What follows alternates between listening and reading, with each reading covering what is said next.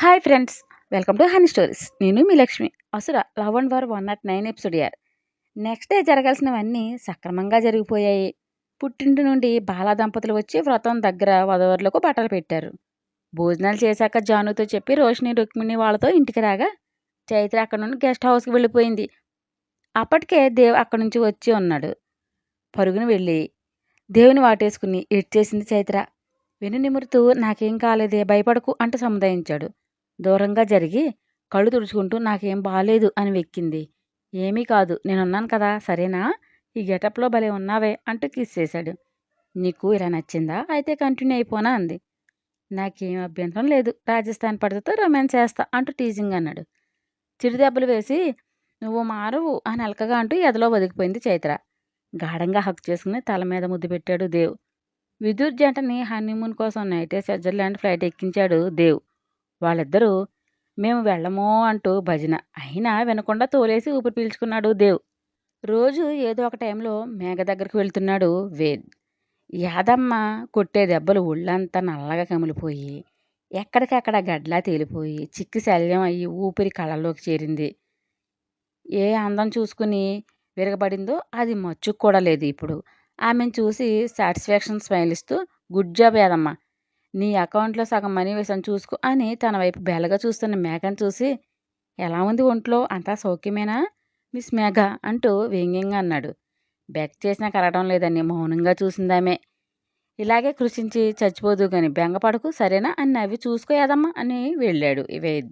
రోజులో సగవేగంగా పాస్ అవుతున్నాయి. హనీమూన్ నుండి వచ్చారు విదురు వాళ్ళు. సంతోషంతో నిండిన కూతుర్ని చూసుకుని రవీంద్ర మనసు నిండిపోయింది. చైత్ర కోసం చుట్టూ వెతికి చిన్నమా వదినేది అని అడిగింది జాను. గెస్ట్ హౌస్లో ఉంచాడు మీ అన్నయ్య, ఇంకా రాలేదు అని చెప్పింది ఊర్మిళ. తనకెప్పుడు ఈ బాధలు తీరతాయో అని బాధపడుతూ రూమ్కి వెళ్ళింది జాను. ఆరోగ్యం క్షీణించిన మాధవి హాస్పిటల్లో చివరి శ్వాస వదిలింది. బామ్మ ఫోన్ చేసి చెప్పినా ఎవరు వెళ్ళే పరిస్థితి కాకపోయింది. చైత్ర ఫాదర్ చేతుల మీద అన్ని కార్యక్రమాలు జరిగిపోయాయి.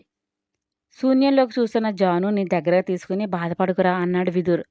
అతని ఎద మీద వాళ్ళు మౌనంగా కళ్ళు మూసుకుంది జాను.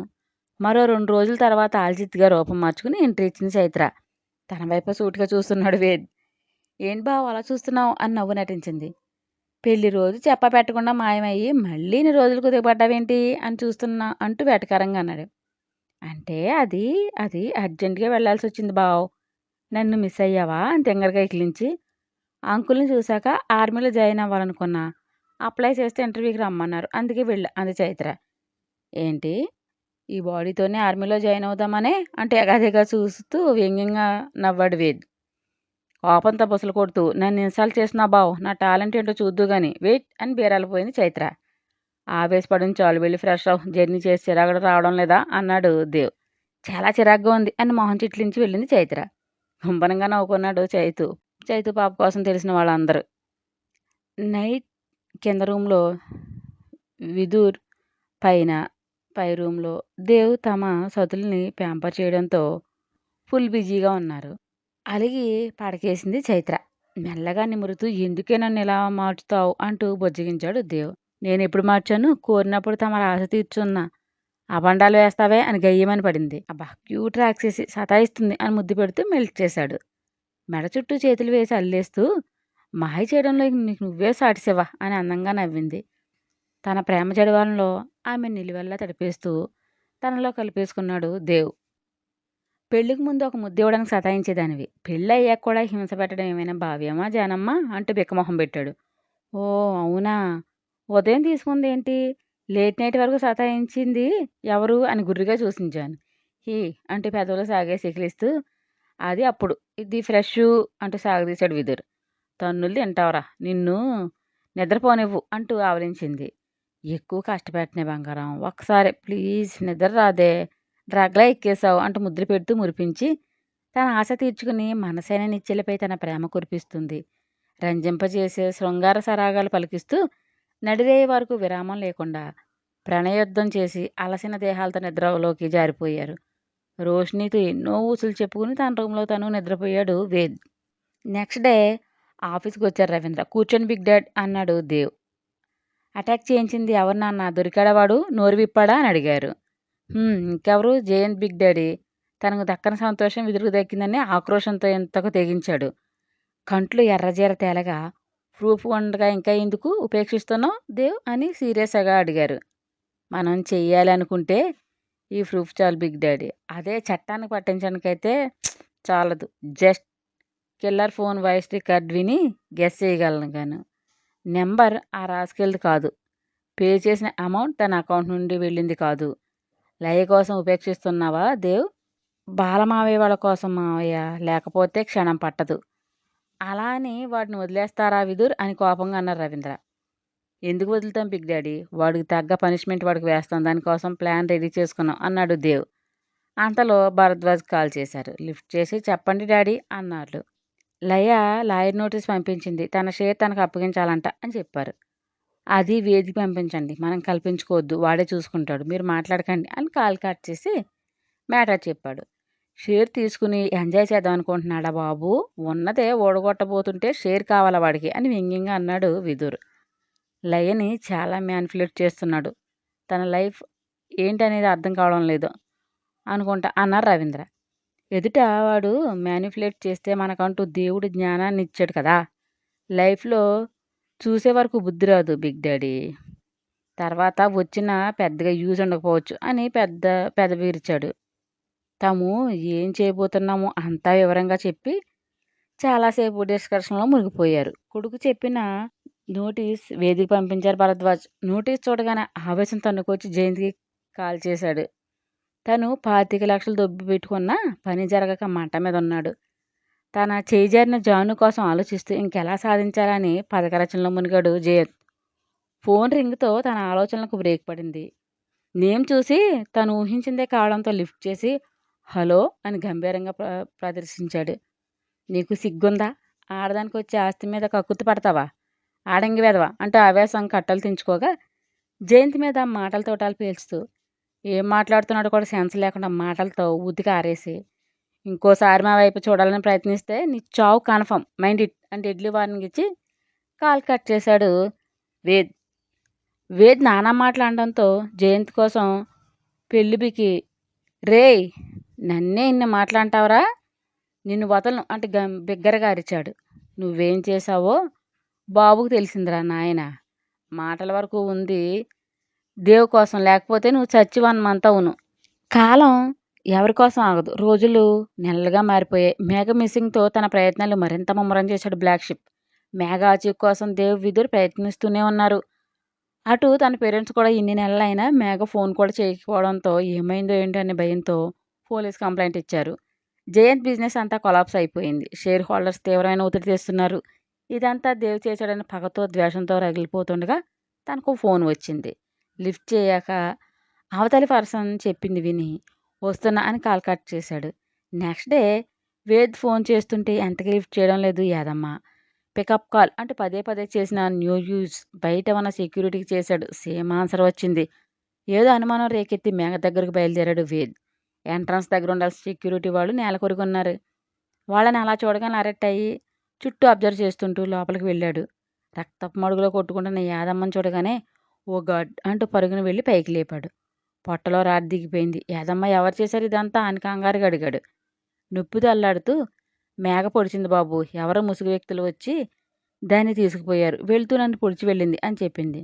బ్లడీ రోగ్ ఎస్కేప్ అయ్యావా అని కోపంగా అన్నాడు వేద్. ఫోన్ చేసిన పర్సన్ని మీట్ అవ్వడానికి వెళ్ళాడు జయంత్. అదో రిచ్ వెళ్ళ సెక్యూరిటీ చెక్ చేసి లోపల పంపింది. ఎవడు వీడు అనుకుంటూ వెళ్ళాడు. హాల్లో కాల్ మీద కాల్ వేసుకుని కూర్చున్న అతన్ని చూసి నువ్వా అంటూ షాకింగ్గా అడిగాడు. ఎస్ నేనే. షాక్ తగిలిందా అని యాటిట్యూడ్గా నవ్వాడు బ్లాక్ షిప్. షాక్ లాంటిదేలే. నన్నెందుకు పిలిచావు అని విసుగు ప్రదర్శించాడు. నీ మీద అప్పుల వాళ్ళ ఒత్తిడి ఎక్కువైందని హెల్ప్ చేద్దామని పిలిచా. మీ పెరట్లో చెట్లకు డబ్బులు కాస్తున్నాయా అని వంకరగా అడిగాడు జయంత్. అధిక ప్రసంగం కట్టిపెట్టు. నువ్వు కోల్పోయినంత తిరిగి వచ్చే ఐడియా నేను ఇస్తా. ఇదా నువ్వు చేస్తానన్న హెల్ప్ అని మువారింపుగా అడిగాడు. మనీ కూడా ఇస్తా ఏడవకు అని చిరాకు పడుతూ ఈ మడ్డి బుర్ర వల్లే ఇన్ని హెడేక్లు తెచ్చుకున్నావు. బై నువ్వు చేసిన మంచి పని ఏమైనా ఉందంటే లైని మ్యారేజ్ చేసుకోవడమే అని నా ఒపీనియన్. ఇప్పుడు నేను వేసే ఎత్తుకు తనే నీకు యూజ్ అవుతుందని దేవాంష్ని వేదాంత్ని సాధించడానికి అన్నాడు వాడు. వాళ్ళ పతనానికి ఏమైనా చేస్తా, ఎంత దూరమైనా వెళ్తా. ఐడియా ఏంటో చెప్పు అని సీరియస్గా మార్చేశాడు మొహాని జయంత్. అయితే సిద్ధమేనా యుద్ధానికి అని నవ్వాడు. సిద్ధమే.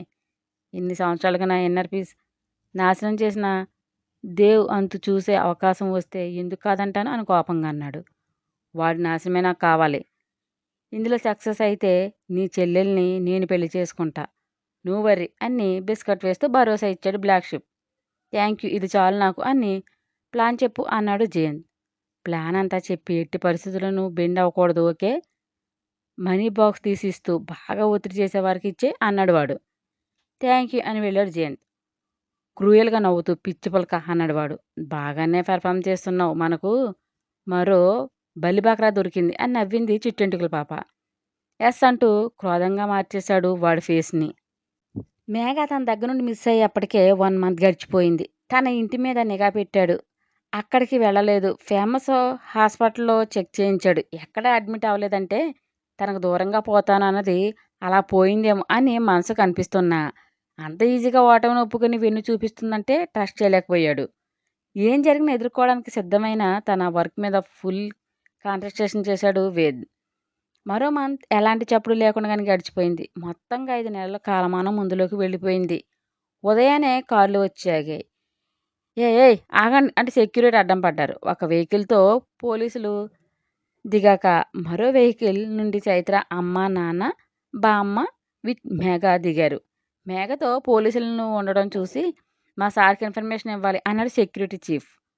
పాన్ నములుతూ, ఏ ఎన్కౌంటర్ అవ్వాలని ఉందా నీ తల్లి అంటూ పుసుక్కునూసి, మేమెందుకు వచ్చింది మేము చెప్పుకుంటాం, నువ్వు గమ్మునుండు అని బెదిరించి లోపలికి వెళ్ళారు. మనో నేను చెప్పేది విను, దీని మాటలు పట్టుకుని నువ్వు ఇలా చేయడం పద్ధతి కాదంటూ వెంటపడింది బామ్మ. నీకు రావడం ఇష్టం లేకపోతే ఇక్కడే ఉండిపో. నా కూతురి జీవితాలతో ఆడుకోవడానికి వీళ్లకు ఏం రైట్స్ ఉన్నాయి అని కోపంగా లోపలికి వెళ్ళి శివ అంటూ బిగ్గరగా అరిచాడు మనోహర్. పూజ చేసుకుంటే రుక్మిణికి చేతిలో హారతి జారి నేల మీద పడింది. అది చూడగానే ఆవిడ మనసు ఏదో కీడు చంకిస్తుండగా, పరమేశ్వర ఏంటి తండ్రి ఇలా జరిగింది అని బాధపడి నమస్కారం చేసుకుని బయటకు వచ్చింది. ఎవరు కావాలి ఏంటి ఇలా డైరెక్ట్గా లోపలికి వచ్చారు? ఒక విఐపి హౌస్ వచ్చేటప్పుడు పర్మిషన్ తీసుకుని రావాలని రూల్ తెలీదా మిస్టర్ సిఐ అని ఘాటుగానే స్పందించారు రవీంద్ర. తన అల్లుడిని మొదటిసారి అంత దగ్గరగా చూడడంతో బామ్మ కళ్ళు చెమర్చాయి.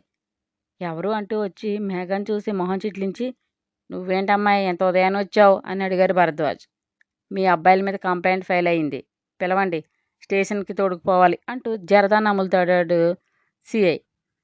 షటప్ యువర్ మౌత్ అని రౌద్రవతం తరిచి, యూనిఫామ్లో ఉన్నావు కాబట్టి బతికిపోయావు, లేకపోతే ఒక్క పిడిగుద్దుగా చోద్దు, అంచు వరకు వెళ్ళే వాడివి అని కోపంతో వార్న్ చేశారు రవీంద్ర.